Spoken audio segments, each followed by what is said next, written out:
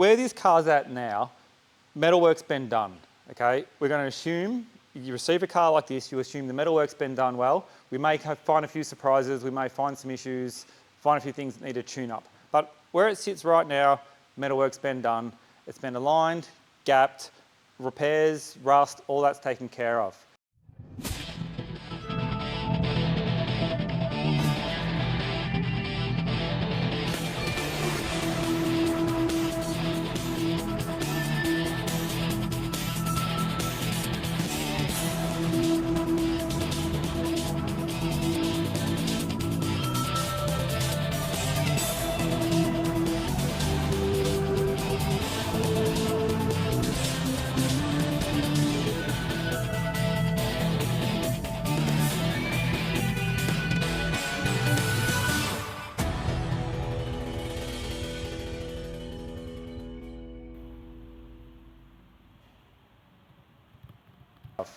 The topic is efficiency and working accurately.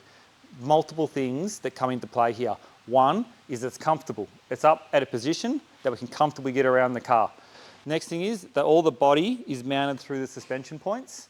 If it's a full chassis car, never ever bodywork the body off of the chassis. Always have it mounted to the chassis with all your body mounts, all torqued down, and then the chassis loaded through its suspension points.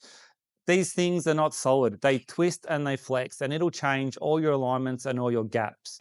We need all the real hardware in the door, the real rubber, the real striker, the real hinge, and the real latch, as it will be when it's painted. As we're bodyworking this thing, we may open and close this door hundreds of times. We need it to be perfectly repeatable, as it will be when it's finished. Closes nice and tight, perfectly. We can bodywork right across this door, open and close.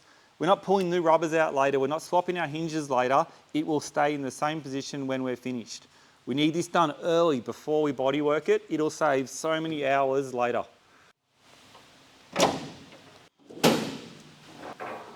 So everything under here has been restored, reconditioned, or is new. New hardware on the pivot point, restored hinges, all fresh fasteners, new rubber on the cowl here, latches in place, all the correct hardware, reconditioned latches, bump stops, everything's perfect as it will be, all new hardware, so we're good to close this up and bodywork across the top. We're talking efficiency. Now, with a car, there's a lot of surface area, especially what we don't see. We don't see in the engine bay, underneath, under the dash, under the carpets, in the boot, in the trunk, whatever. There's a lot of surface area. We need some way to break this down and be really efficient the way we work. There's a real simple way that we can do this. Every surface on the car can be classified into three grades, let's say, an A, B, and a C. And by choosing which surface of the car is an A, B, or C, we can make very fast decisions on how much work they need. Let's start with A. An A surface is anything that's glossy on the outside of the car. So as the car's closed up, we paint the exterior, or this surface that runs through, I'd class as an A surface. It needs to be perfect. It needs countless hours of bodywork. It needs to be perfected, sanded, painted, buffed, beautifully done. You know, that's a process in itself. Then we have our B surface. Our B surface is anything that's colour, that's a secondary surface. So we might have inside the door here. We might have the door jamb inside the door around here. Anywhere that's painted that is not exterior. You know, it's a secondary coloured surface. Let's call that a B surface. Still needs to be nice, but doesn't quite need the love that an A surface does. Then we have our Cs. Our Cs is everything we don't see. Inside the car, underneath the car. Might get underbody, might get texture coat, might get carpet, might get a dashboard put on top. That's a C surface. These surfaces we want to get out of as quick as we can. Still has to be right, but efficient with minimal amount of handwork. ABCs will clearly define our process for each surface. So right now this car's at the perfect stage, ready to check it before we finish epoxying it. All the aluminium stuff's been done, it's all epoxied, it's all been repaired, the metal's been tuned. The body is still in raw steel, but we finally have everything aligned, gapped, ready to rock. But before we seal off this bare steel into epoxy, let's just get one final check. We want to look for our final alignment, any significant highs and lows, Right now, if we can catch a good high or a good low at the right time, it's going to save us putting filler in. So we need to set our limits of how much filler we're happy with, what highs are available for us. If one high is in the wrong spot or one high is too significant, it's going to cause a ton of filler and a lot of rework. So before we get this thing sealed up in epoxy, let's pinpoint that high, deal with it now. It'll save us a ton of time later on. So through here, we've got a door, the main body, and the front end. We've got 3 separate panels that really need to be the same surface all the way through. We know about our ABCs, we're working on our A. We know our major minors. So, biggest surface first. Let's check our major. We grab our number 9 spline, which is our thickest, put it up against the side, and we check it. We run it through. All we're simply doing is looking for the alignment. We're looking for the amount of daylight we see through here and any significant highs so we can deal with them now before we get it epoxied.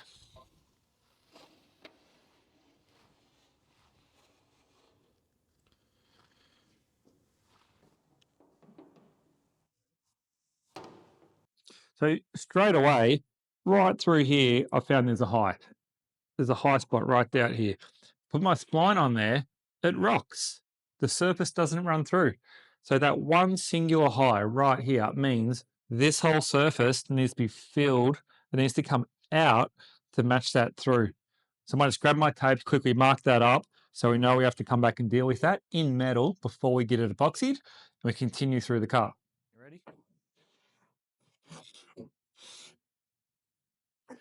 So through this sill here, we've found there's a section in here. We call it a low. And where the low is, if I put my spline up, I can see daylight.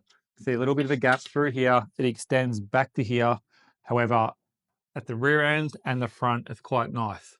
But this low spot's going to need filler. There's no significant highs.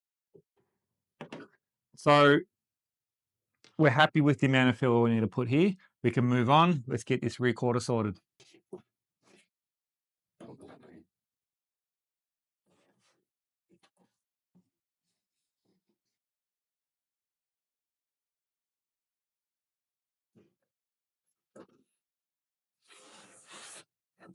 So I've chosen the right spline for this rear quarter. Tried a few different ones. What I've noticed, right through here, there's a high spot, a real defined ridge. And forward of that, I can see a lot of daylight through my spline.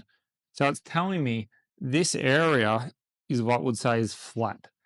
Doesn't quite have the right amount of curvature to get this nice fluid line through the rear quarter. It's on the border of how much fill I want to put there. I'm going to go talk to the metal guys. We're going to try and get this area pulled out a little bit more, see how long it's going to take them. It's going to save us loading this with filler, get us a more fluid shape quite easily. So I'll jam some tape on here and move around the car. You know what? Just before we mark this out, I picked this up like a low spot, but I haven't checked the other side yet. So let's just check the other side, see what's going on.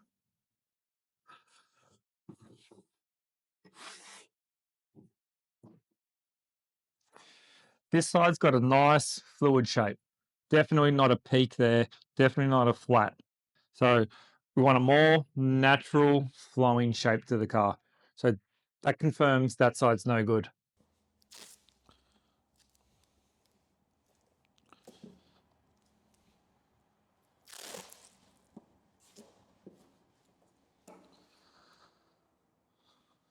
So we want to check the top edge of this panel, this opening panel, make sure the surface runs through. So again, checking on the major, we've chosen the appropriate spline, find that nice position where we want it, run that through.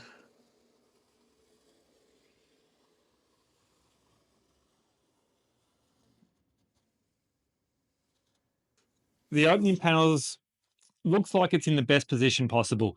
There's a really significant low right through here. However, the surface runs through the major runs through and touches down right through here. So with a fairly simple skim, we'll be able to make this nice. However, right through here, there's a real significant high spot through here. What that means is a lot of filler there and a lot of filler on this corner to bring that whole surface up. So again, I'm going to mark this one out, talk to the metal guys. This little bit area, if we can file this out, push that high down, our surface runs through, reduces our filler quite easily, makes for a better car.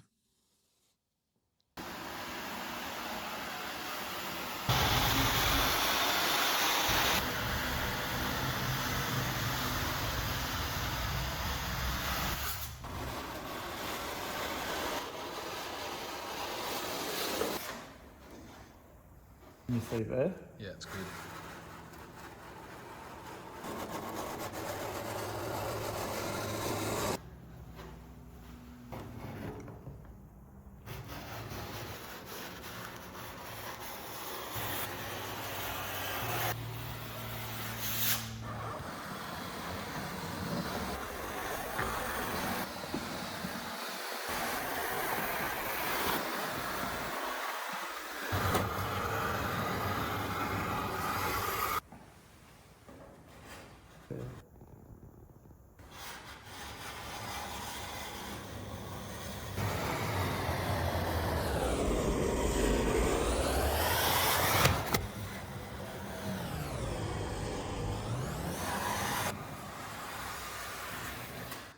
So we're down here on the bottom of the right-hand side of the car, bounce through this sill rocker area.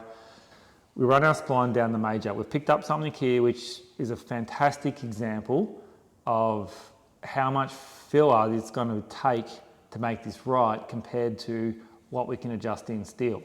So if we run our spline on this bottom edge here, you can see that on the front edge it's touching, on the back edge it's touching. However, the amount of daylight we can see through the bottom of that is how much filler is required to get that surface to run through. As we pull that spline up, it continues. As we start to become more vertical on the surface here, that daylight disappears and the sill runs through. What that means is our major at this point is running through. However, down in this lower section, it's dropping away. The sheet metal is dropping away on this back corner.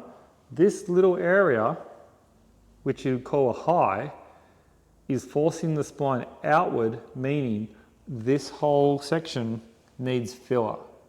Now, that's a lot of work to do in filler, and it's not the spot you want filler. It's vulnerable to stone chips, vulnerable to chipping, vulnerable to moisture. So, if we can take care of this small little high section, push that further in, it's going to cut down all of our filler usage in that area.